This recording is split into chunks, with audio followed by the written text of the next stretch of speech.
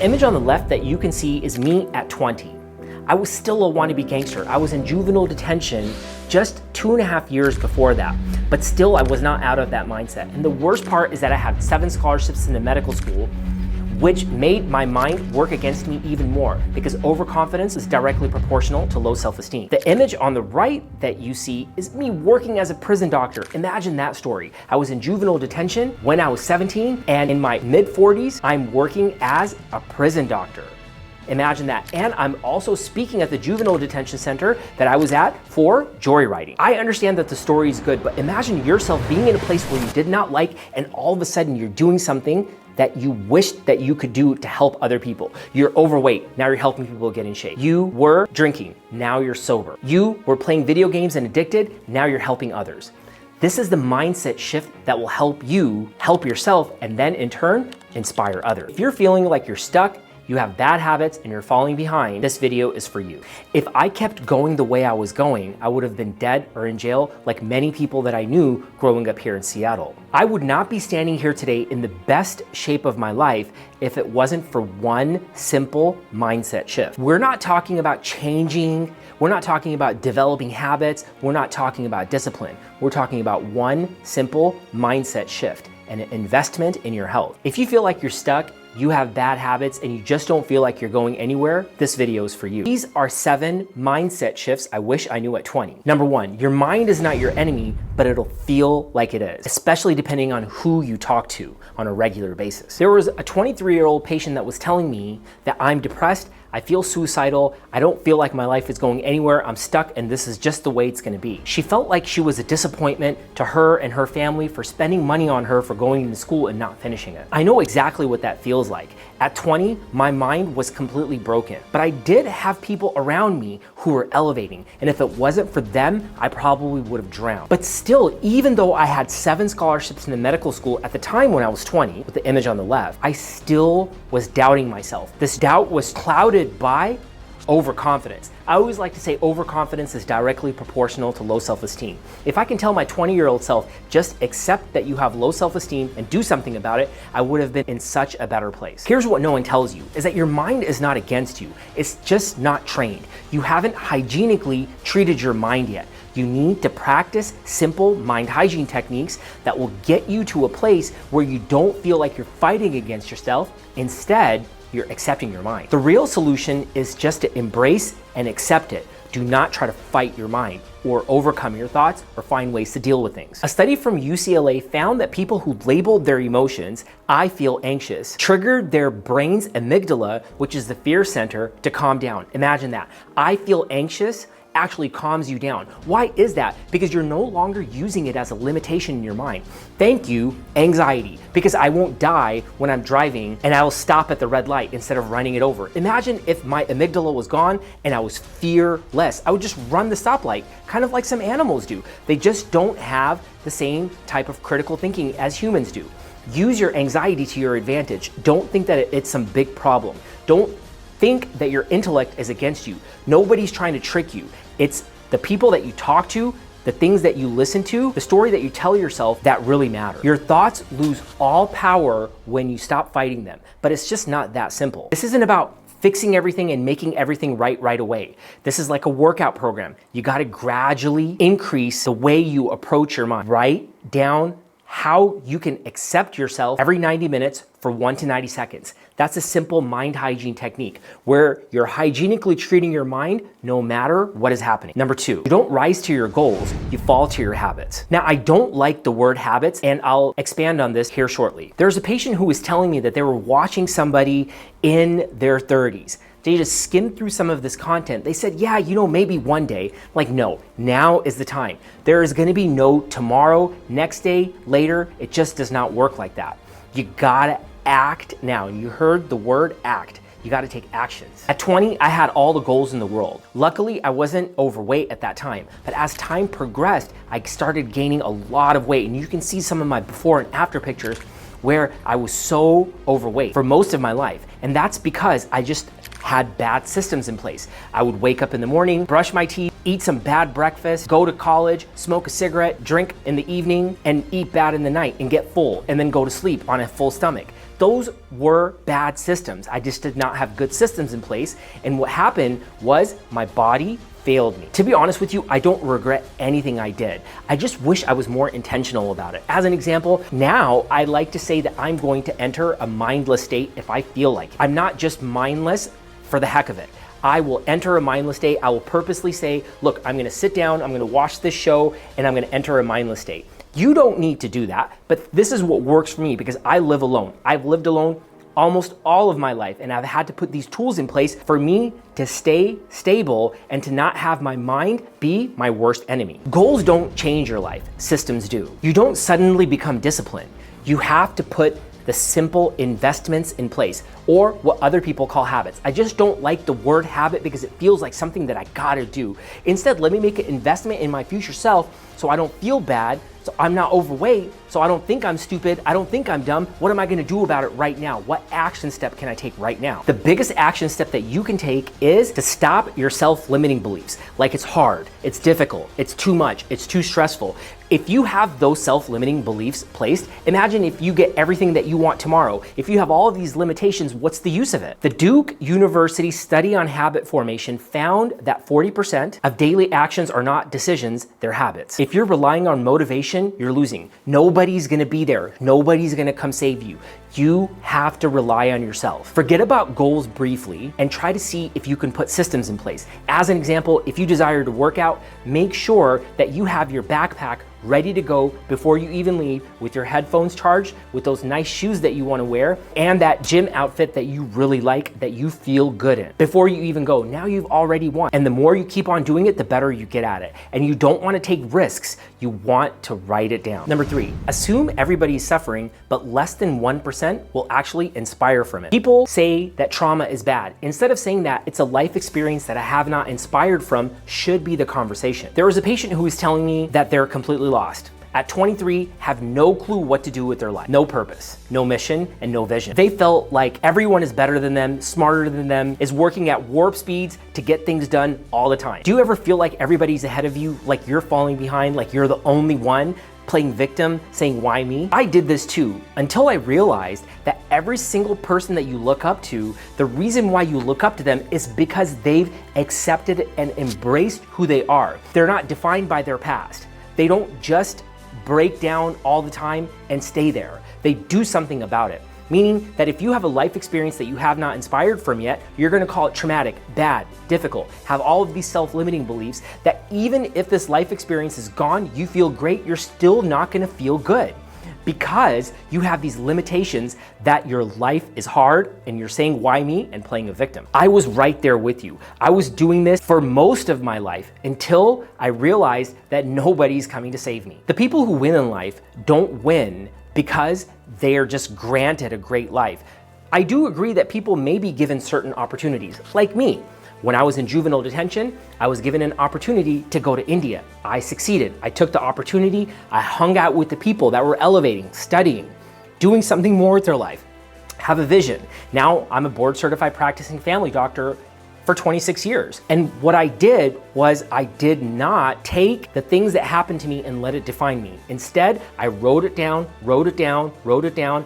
I went to therapy, such as EMDR, which is eye movement desensitization reprocessing therapy, and gosh darn it, reprocess all the bad memories that I perceived as bad in my life, and now I'm able to inspire from it. Playing victim is one big waste of time. Nobody cares. Resilience research from the American Psychological Association shows that reframing stress as a challenge instead of a threat helps people recover faster and stay mentally strong. Struggles don't mean that you're failing. They mean you're growing.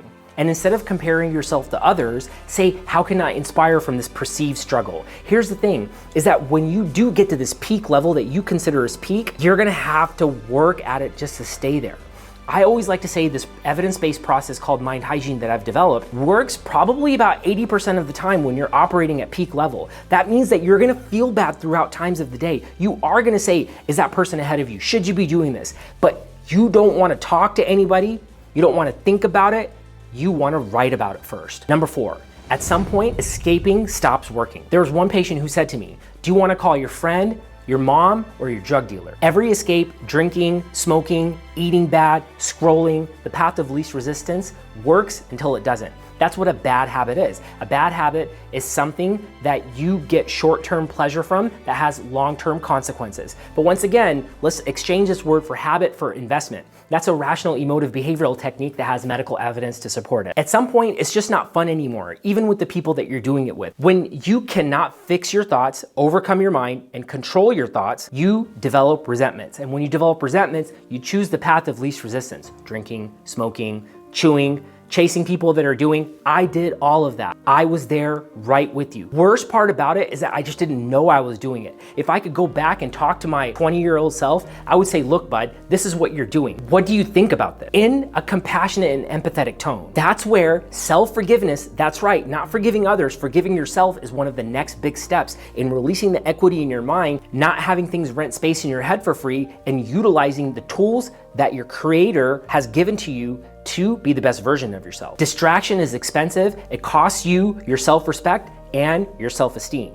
You want to know what you're doing or be mindful and not mindless. Every time you avoid something about yourself, you don't accept who you are, it will gain interest, and one day things are gonna explode. Trust me, if you see some of my before and after pictures, you can tell. A Harvard study found that avoidance-based coping, like drinking, social media, eating sugar, choosing the path of least resistance, not working out, not being healthy, leads to increased depression and anxiety over time, making the original problem much worse. You don't need to quit every distraction overnight. Matter of fact, I tell my patients this, you don't need to quit anything. Just accept what's going on.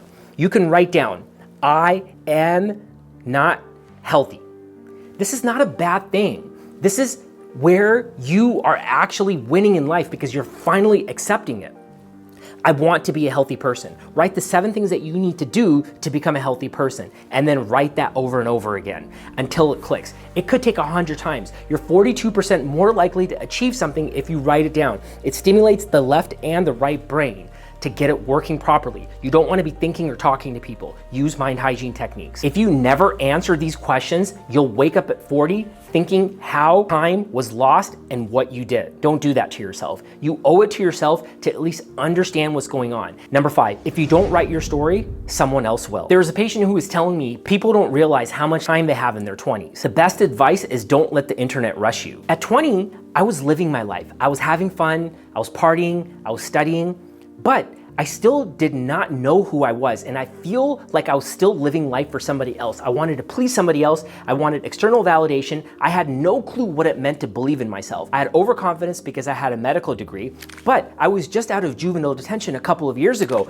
and I was still wanting, what's up, dog? Hey man, you got 5 on the 20 sack? Like, I'm saying these things in school thinking that I'm cool. I never talked about being in juvenile detention until recently, and the reason why is because I'm at a place where I feel I can share it for people to inspire, to show them that even though you're in a place like this and you feel like you're wasting your life and you feel like you're wasting your time, you still might feel like that person if you don't accept and believe in yourself. Some of these things I wish I knew when I was younger. I'm not gonna change anything about my younger self. I don't wanna do that. It's because it's what made me today. But if I could talk to my younger self, these are some of the simple mindset shifts that I would tell him. If you don't take control, someone else will. Hey, you know what? You're good at this. Hey, you're bad at this. Oh no, don't do that, son.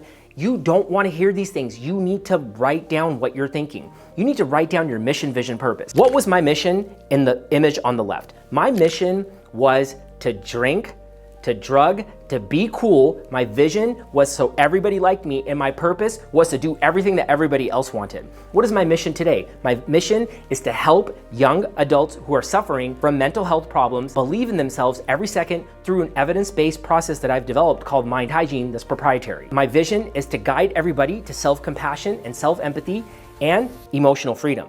And the money that I make from this process, I want to donate to mental health foundations, to feeding the poor. Now that's a bigger vision. My mom, she was schizophrenic. She was institutionalized for 27 years with schizophrenia. My brother died about 6 years ago from meth and alcohol use. I've been sober. My dad suffered from narcissistic personality disorder. My mom died about 4 years ago.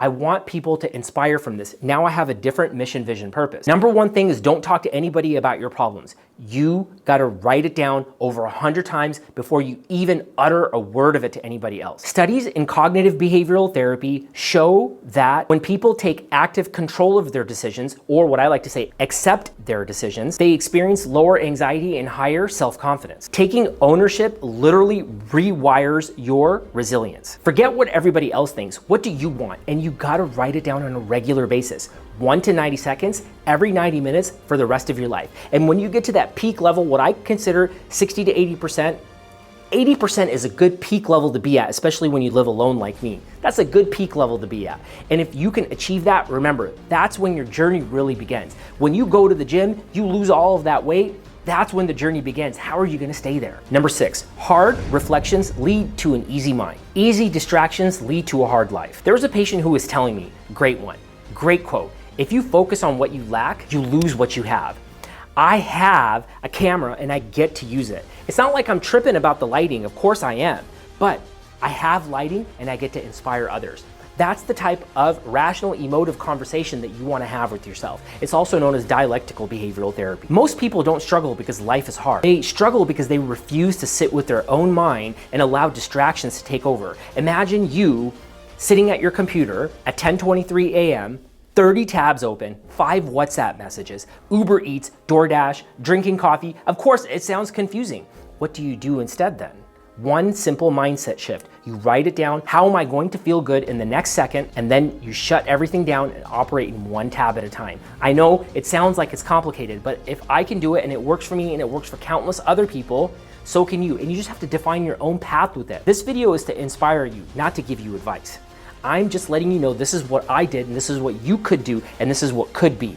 You could either be a big problem at 45, or even if you suffered, if you did something you did not like when you were younger, don't resent that younger self and instead accept it, and now you can be here. A Stanford study found that self-reflection, when done consistently, reduces stress, improves focus, and improves long-term happiness, because you actually get to learn and know yourself instead of avoiding who you are. No one has ever built a strong mindset by running from themselves. If you're sitting with your thoughts and it makes you uncomfortable, that's exactly where you need to be. When I started telling myself that I have low self-esteem and low confidence and I'm stupid, I'm dumb, I wrote a book called The Dumb Doctor. You can read that if you want, it's on Amazon. When I started telling myself that I'm stupid, I'm dumb, that's what I believed. But when I said, why is it that I think that I'm like this? Instead of trying to say that I'm smart, I'm good, which is not a bad thing, I don't mind the affirmations, but I wanna know why. And I just kept on writing. At the end of the day, it had to be forgiving myself for some of the things that I did to other people. And that's when I really started accepting who I am,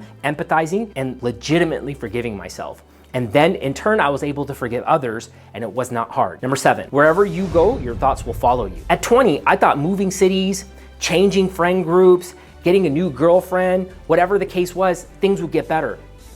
Wrong, zilch, nada, zero in any language you could think about. Don't try to escape anything. You want to be able to accept and embrace whatever process it is, understand it, soften it, don't make it seem like it's hard, because in the future, things will be even worse. If you cannot validate yourself internally and believe in yourself right now, there's no situation that will allow you to do that then. You need to be able to believe in yourself. A study from Stanford University on cognitive therapy shows that location change only offers short-term relief. Long-term peace comes from investing, or what people call changing, your thought patterns. If you don't rewire, rewrite, unpack, or create a new reality, you're gonna live the same way for the rest of your life. You don't need to move to a new city. You just need to figure out tools that work for you, that don't compromise your beliefs, where you can feel better about yourself every second. I've traveled all over the world, mostly alone. I've lived alone most of my life.